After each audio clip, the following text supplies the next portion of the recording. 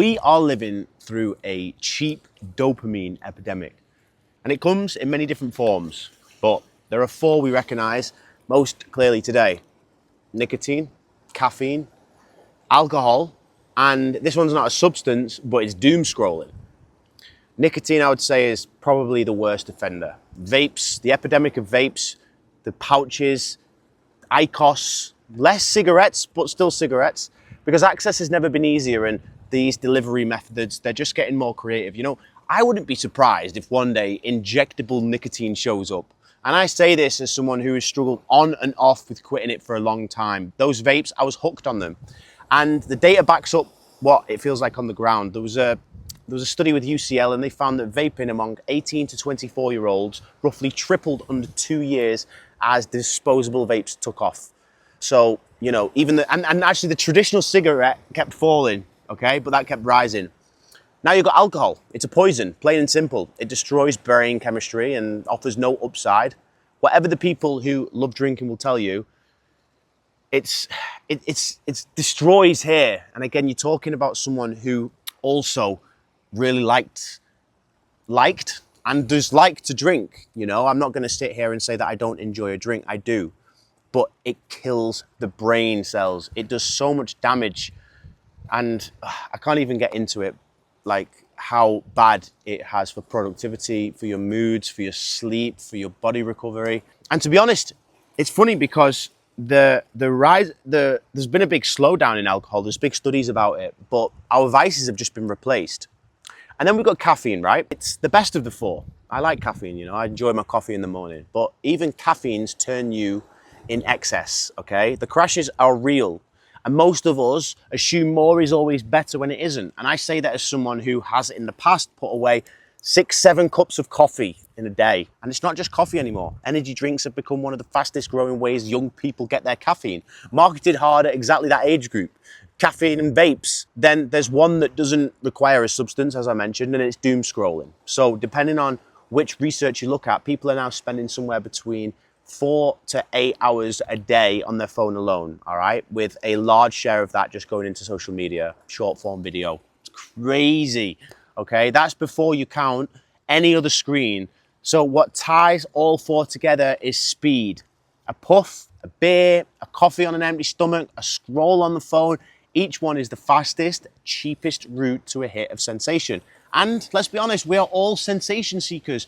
We want the feeling immediately, and the world is built to give us it immediately. The cost is that everything long-term becomes hard to think about. You know, patience, planning, delayed reward. None of it even stands a chance against the pull of an instant hit or a quick, you know?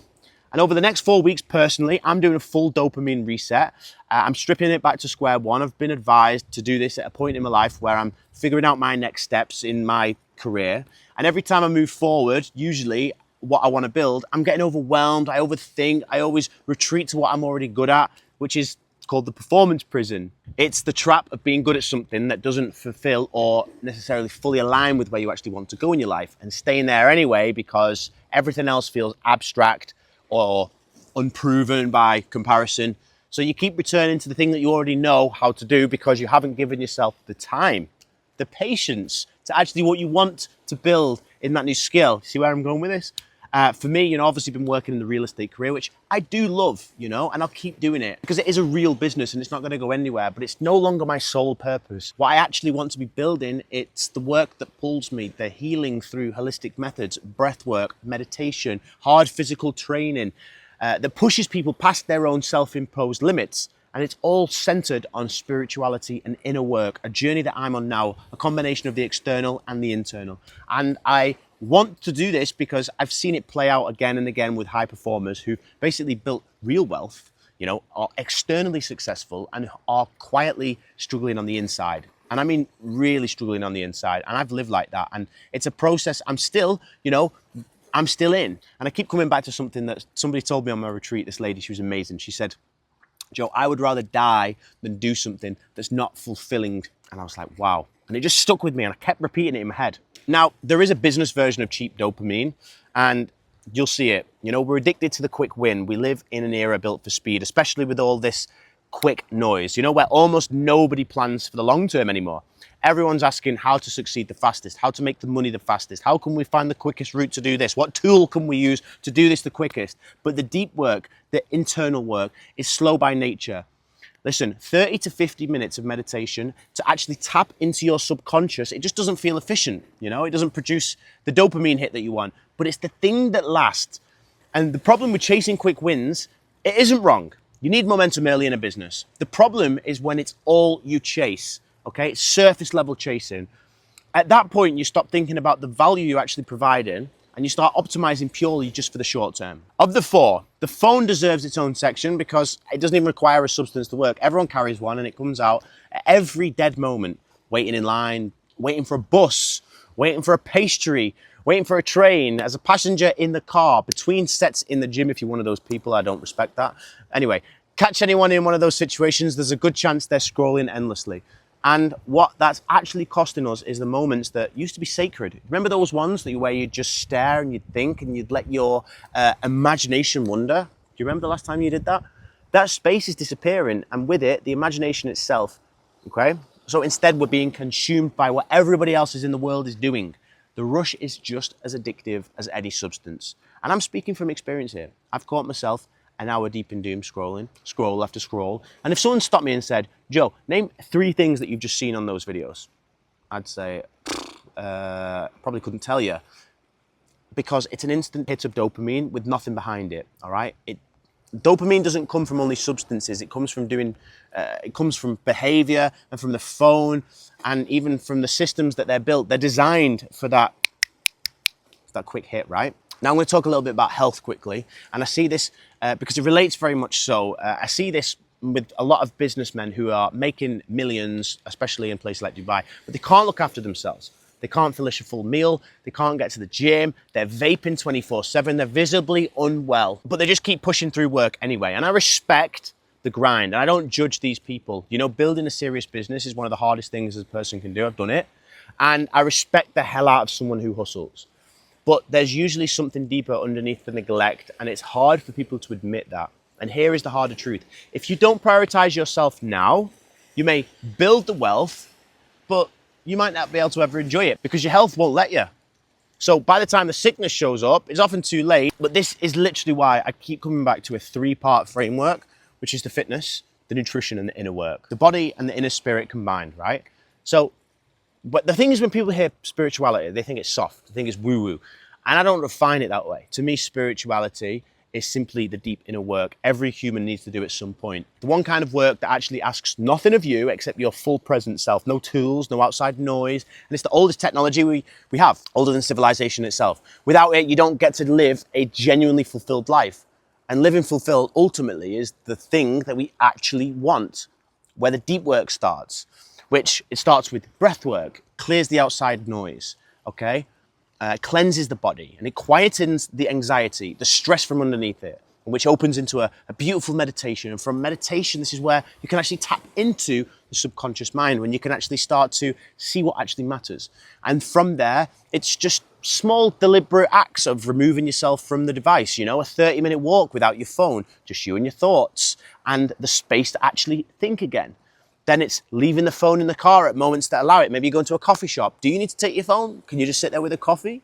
You know, these aren't complicated practices, but they're the direct antidote to the endless scroll, because they hand back the exact thing the phone took. The silence, the room to imagine, space to think. And this is also where I come in with the people I work with, because I'm helping them reconnect to the spiritual, the physical, the real connection through the deep inner work paired with the physical challenge. That's what I like to say. Not, hey, you got to walk 10 steps today, you know, something with real stakes. Climb a mountain, cycle 100 miles, do your triathlon, do the Ironman. You know, it can be almost anything as long as you push yourself to your limit.